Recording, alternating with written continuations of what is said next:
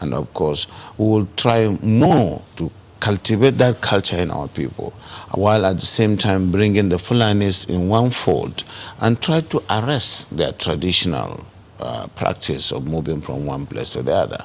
And that is very big, an uphill task. But I think we can communicate with them more, because to them they don't have borders from Cameroon to Nigeria. But that's the thing, Your Excellency. How do we ensure that those who will be participating in this federal government largely funded program will be Nigerians? In terms of the funding? No, in terms of the operations. Operations. You said to bring in the Fulanis together. We have Fulanis from other countries. The issue as well. of misconception, I said there is a lot of mistrust and misconception with regards to the Fulani man. The Fulani man is a global or an African person. He moves from the Gambia, from Senegal, and his nationality is just a Fulani man. And as a person, I may have my relations in the Cameroon, but they are also Fulani men. I have relations because from the maternal side, I'm a Fulani man. And that is why we want to educate people. A Fulani man sees himself as a Bayelsan, as somebody coming from the Niger Delta, because he speaks the Niger Delta language, which you and I don't. And of course, we would have to just take this as part of our own heritage, something that is African, and that we cannot just close the border and say the Fulani man is just a Nigerian or this. No. In most cases, the crises are precipitated by those outside Nigeria. When there is a reprisal, it is not the Fulani man within Nigeria that causes it. It is that culture of getting revenge, which is embedded in the tradition of the Fulani man, that attracts reprisal from all over the world. If I understand it, does that mean that those Fulani men who are maybe domiciled in other countries, who move around, they can come into the country and this plan will accommodate them as well? Yes, that's what we want to do. But it has to be done through sensitization, telling them you have to buy in the project, and you use the language, the culture itself to be able to convince them, away from the mistrust where the whole system of transhumance or pastoralism is criminalized. Criminalization of pastoralism is the problem that we have with this project, and it requires people with passion who understand them and who they believe in, people like us from that part of the country, to say yes, we have this. Because today there is no limit to the accusation that this and that has happened and it is the Fulani man who caused it.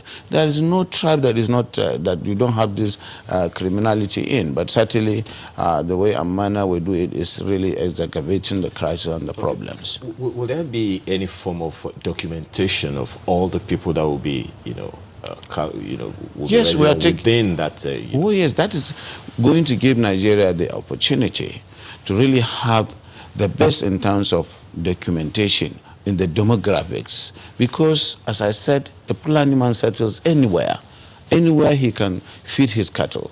And so if they are put in one place and they are made to understand that this is to save them and their animals, they are exposed to the vagaries of the forest and what is going on, cattle rustling, killings and what have you, and that's why it is important for them to understand that staying in one place is good.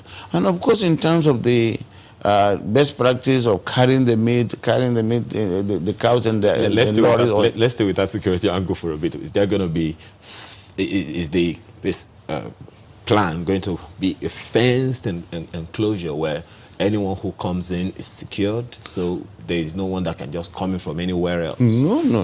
It is going to be a colony, and a colony does not require a fence. You will understand it is not going to be a prison. You will understand the reason why people are concerned, because of all the security issues that have been happening over time. So if that... These forests are there anyway. If you don't occupy them and create a colony out of them, they create places for the criminals. And today, that's why you have the Sambisa forest, because it is not being utilized. But Your Excellency, much as yes, I mean, they are fantastic. We have met a lot of them who are Fulanis as well. But the concern too is, why should federal government use resources for this country to accommodate Fulani men who are not Nigerians? You see, as I said, we are already accommodating them.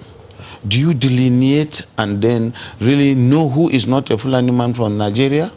They are all Nigerians because I said their identity, their own citizenship is Nigerian, even though we have relations all over the world, all over Africa. And so presumably they are Nigerians.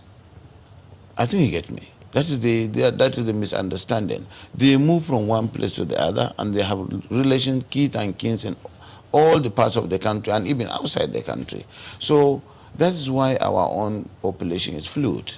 You can certainly not say this is the population of Nigeria. So this issue